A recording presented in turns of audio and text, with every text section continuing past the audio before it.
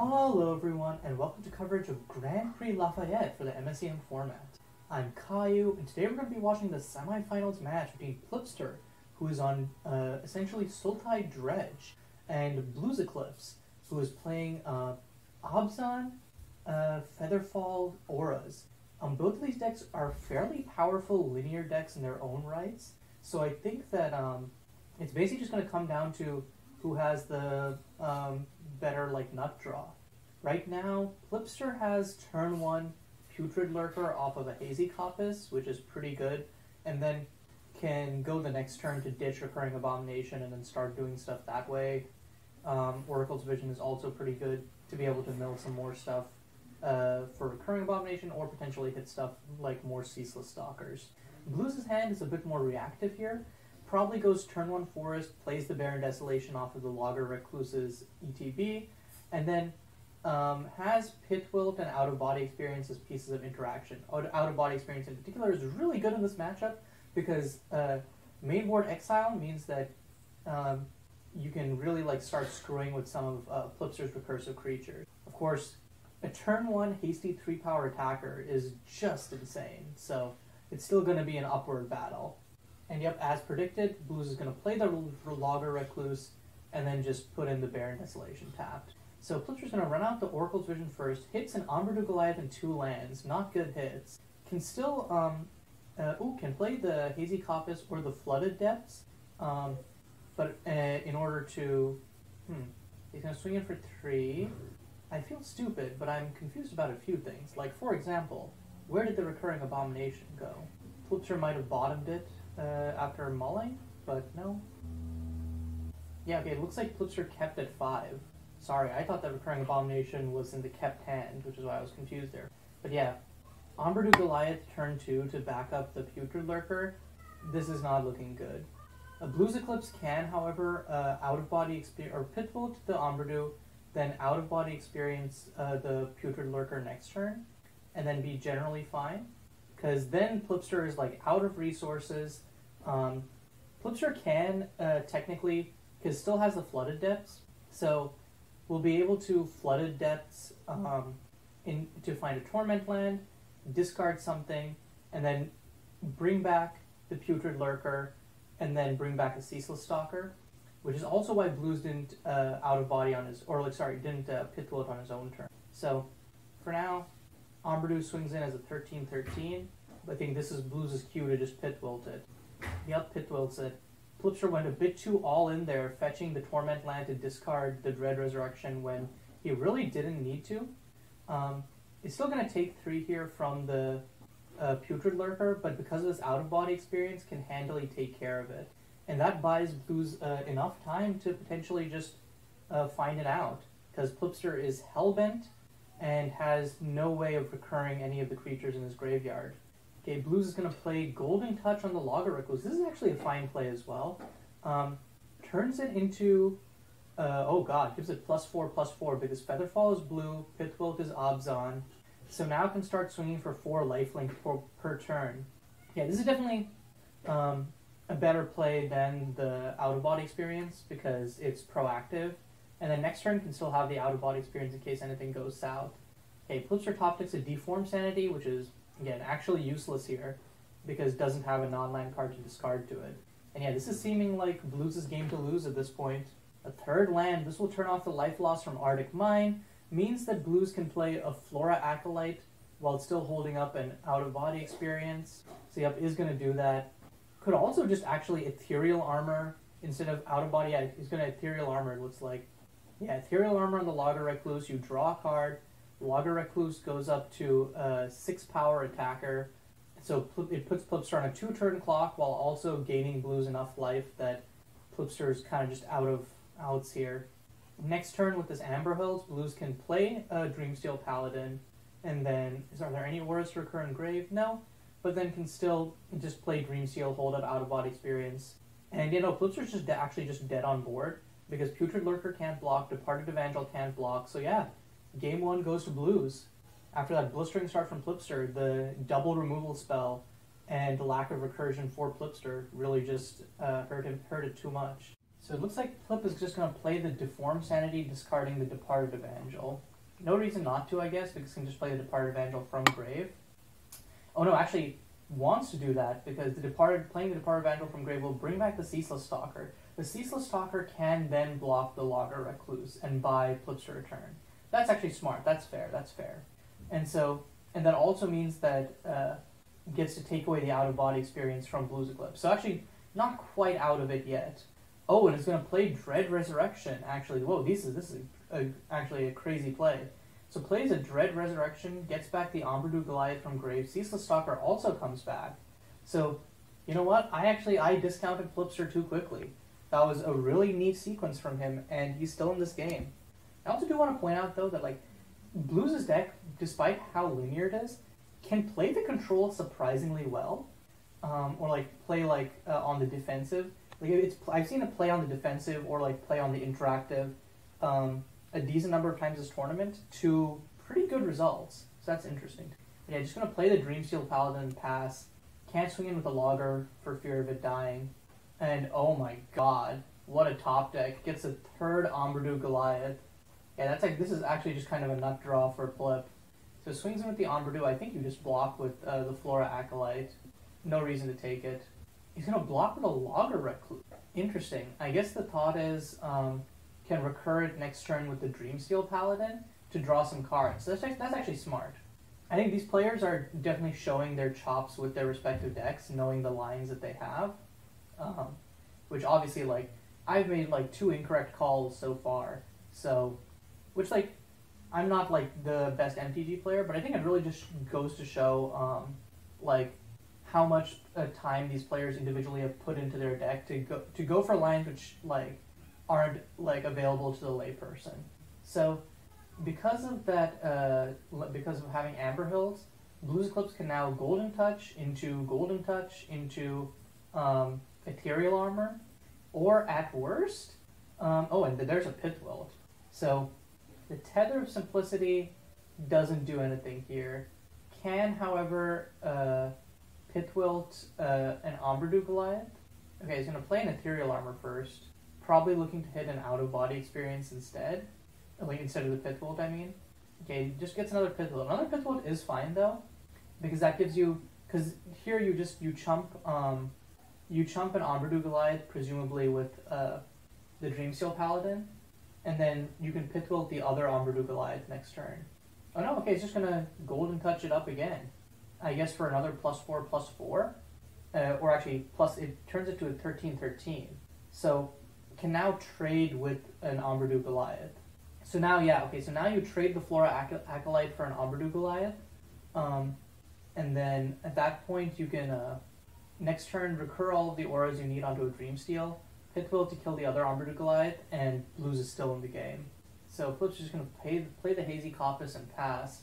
And wow, yeah, there's triple removal spell available for Blues. So Blues can actually just go, oh no, because out-of-body experience actually creates a blocker. I was going to suggest Pithwilt, out-of-body experience, but that doesn't actually work, because the out-of-body experience would create an elemental token with which Plip could have blocked. But it looks like it's over anyways. Plip's just going to concede there. We're moving into a game 2 right here. Before that, let's look at sideboards. Chains of Subdual does stop some of Plipster's like nastier locks. Like it basically turns off any way of recurring Unbound Remora. It turns off recurring Abomination. It turns off all the Torment Land shenanigans. It is slow at 3 mana though, so I'm not sure. Seal the Tomb, really good here. Just cleans up stuff in grave efficiently. And then Violent Collapse as a wipe, I think, comes in. Soulgate is Grave Hate. There's actually... Blues' sideboard is relatively stacked, and I'm not quite sure. I feel like Violent Collapse, Soulgate are the 2, like, for sure. But then, like, Demon Worthy and Chains of Subdual feel like cards that would usually be good, but are generally slow. Demon Worthy more so in that category. And Seal the Tomb is good, but I don't know if you need it in conjunction with everything else. But I think Violent Collapse, Soulgate, Seal the Tomb, you take out, like, probably all of your tethers. I don't think the tethers are very useful here. And then, at that point, if you want to overboard into Chains and Deem, that's Blues' choice. Okay, and for Plipster, again, Plipster's deck is like a linear deck. Like both these decks are linear, but Plipster's is much more so. I think you may be bringing the Choking Despairs to be able to kill a Featherfall before it goes off. Other than that, I don't think you really need to bring in anything from the side. Okay, going into game 2, looks like Plipster did bring in the Choking Despairs. He's going to go turn 1, Hazy Coppice, discard a Ceaseless Stalker, can play a Darkrai Cultist. Yep. And then next turn, you... Can't actually... That's interesting. Can't actually play the Putrid Lurker off of the Torment land anymore, so would have to play Umbredu Goliath, and doesn't have the mana to sack Umbredu Goliath to Darkrai Cultist in that case. So it's actually, this is kind of risky for Plip, I feel like. I guess can still, like, can Choking Despair, discard 2 cards, kill this Ox, play the Putrid Lurker, and then next turn have access to double Umbredu Goliaths, or like a single Umbredu Goliath off this land, another one if he draws another, so I guess that's fine. I think that is the most explosive play here, probably. Meanwhile, on Blues' end, it does have access to turn 2 Featherfall into turn 3, just slam a Golden Touch and then swing in for a bunch of lifelink. It looks like he did bring in the Demon Worthies, or in some capacity. Also has the Violent Collapse, which I think is very, very useful. It's not like a sure win like it would be in some aggro matchups just because of how recursive Plip's deck is, but it can be the difference between life and death. And yep, here comes Choking Despair into... Oh, interesting. He's going to discard the Putrid Lurker and the Ceaseless Stalker, but is not going to play the Putrid Lurker like I predicted. Is instead playing the Umbredu Goliath. My thought is that playing the Putrid Lurker would at least... It would let you, like, retain card advantage. I guess the Plipster's thought is, like, I will hit a Torment land at some point. Blues, however, is going to try and just linear out Plip as well, but might be a turn too late. Okay, Plip is going to top deck a Choking Despair. Doesn't have 2 cards to discard to it, so it's actually kind of bad here. But can play the second Umbredu Goliath, so the first one will just be a 9/9. So probably just going to chump with... Oh no, actually he's going to take it, because wants to get 2 creatures Golden Touched up right here. Okay, Barren Desolation is actually really good. The third land means that Blues can play the Overgrowth Guardian first, and that way get 4 Golden Touchers. Also means that Blues can get a Black Source to turn on Demon Worthy, Pitwilt, Violent Collapse, the lot. I think So it looks like, okay, he's going to Pitwilt and Umbredu Goliath. That makes sense. And then just Overgrowth Guardian to get a blocker for the other. Yeah, okay. And a Deadwood Grove for Plipster can go all in and make this Umbredu a 13/13 while also recurring a Putrid Lurker if so desired. I think that would actually just be like a good play. You play Deadwood Grove, discard Choking Despair, recur the Putrid Lurker. Because you recur the Putrid Lurker, you also get back Ceaseless Stalker on end of turn. You get to swing for 13 this turn. So yeah, I think that's what Plip should do. So yeah, Plip is going to do that, plays the Deadwood Grove and discards the Choking Despair to the Torment, and is now getting to swing in for a whopping 16.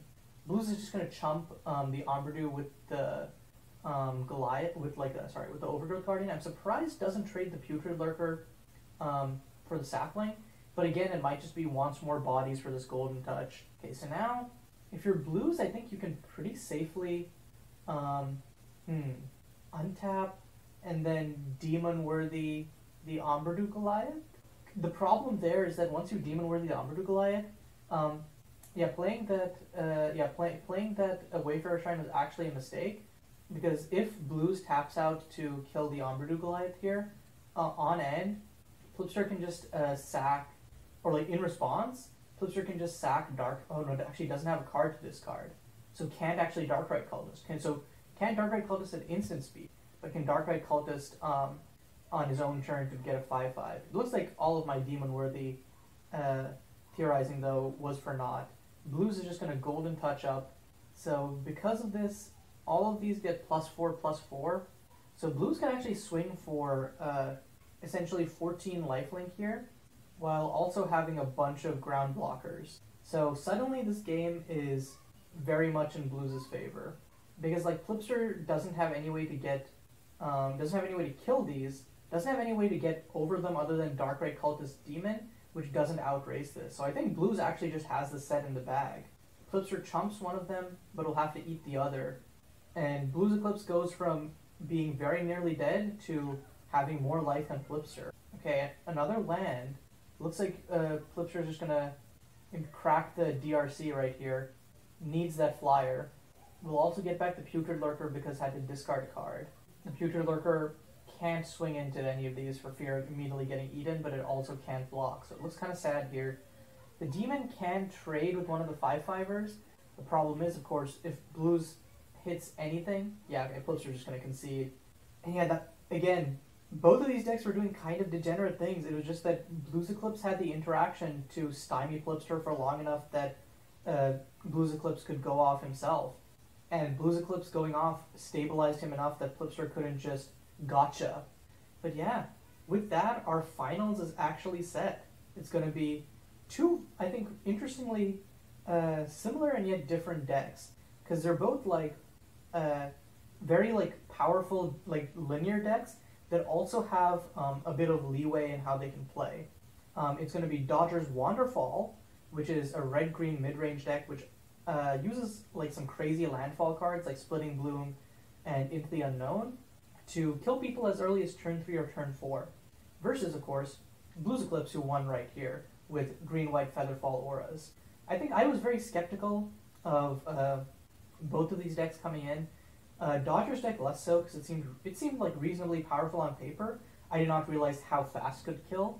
With BluesEclipse's deck, I didn't realize how like good it was in the specific meta. I think because like what happens is like everyone else was prepped for Dredge, so they were prepped for linear decks, but not linear decks that kind of attack on the axis that Blues did, and they were more prepared for like speed of interaction rather than flexibility of interaction, which meant that Blues' deck kind of got cleared of some of like the interaction that people were playing because they were trying to play interaction that was faster, and the trade-off of being faster is that it's like less like less good. Like it's something like a Violent Collapse versus a Setting Sun, -3/-3 versus just a Wrath of God. So I think it's just like it kind of paid off right here. So it'll be interesting to see how both of these decks come out, because I think this was definitely going in the GP of linear decks, and that continues to be true to the very end, but not the kind of linear decks we were predicting. So until the finals, which if you want to catch, will be streamed sometime this weekend on twitch.tv/Caillou102. Until then, this is Caillou signing off.